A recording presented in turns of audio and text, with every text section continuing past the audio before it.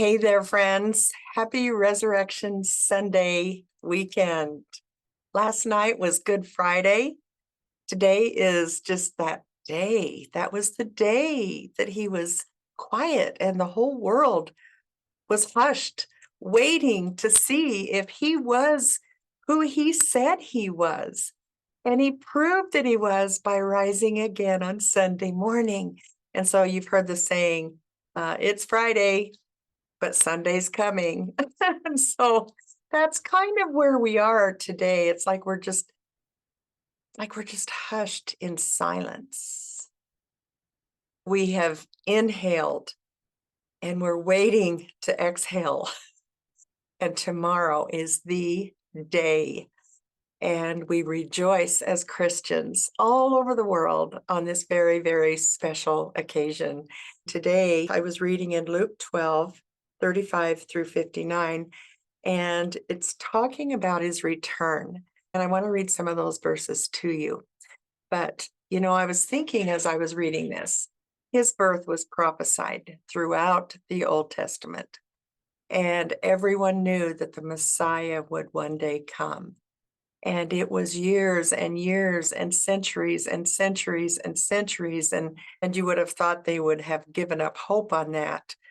But the day came, that special day, when that little baby was born in Bethlehem. So the Messiah did come. Another thing that was prophesied about him was that he would die a terrible death for the sins of the world. And that is indeed what happened. And it was also prophesied that he would rise from the dead. And so I can imagine how the world just waited, and as I said, just kind of held their breath, waiting to see what was going to happen on that third day. Well, sure enough, he did. And it was exactly as he said it would be, and as earlier prophets of the Old Testament said it would be. Now, the story gets really good because there's one more part that hasn't happened yet, and that is his return. And I don't know about you, but I look up every day and I think, is today the day? Could it be? And I think it is. Every day I wake up and just ask, Lord, is this it? Is this the day? Because he's that close. And I just received an email, not an email, but a message about Israel and what's happening over there right now. There's some breaking news that just came through. And if you want to know what that is, let me know and I'll forward it to you. But anyway, he is going to come again. And we see the writing on the wall. I mean, reading the newspaper is like reading a page in the Bible.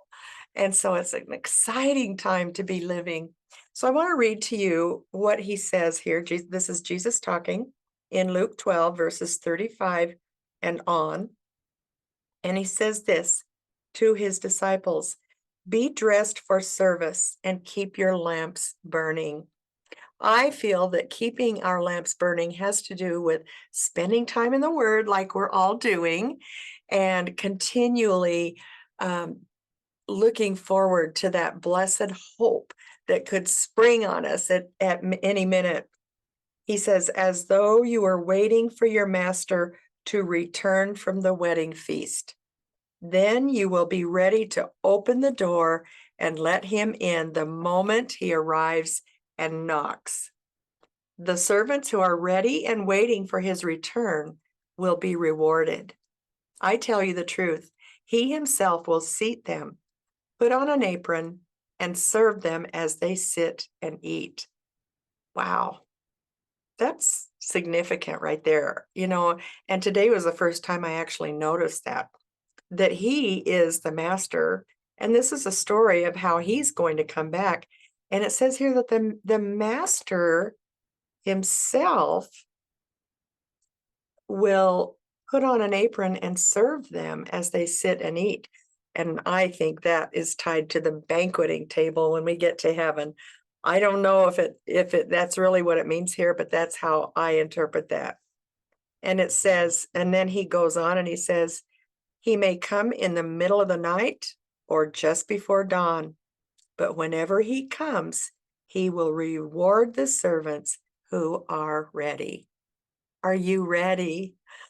Oh, I know you are. And I cannot tell you how this thrills me. He goes on in verse 40 and he says, you also must be ready all the time, all the time, for the Son of Man will come when least expected. So the Messiah was born. The Messiah suffered and died. The Messiah rose again, and the Messiah is going to come back. So pause and think of that.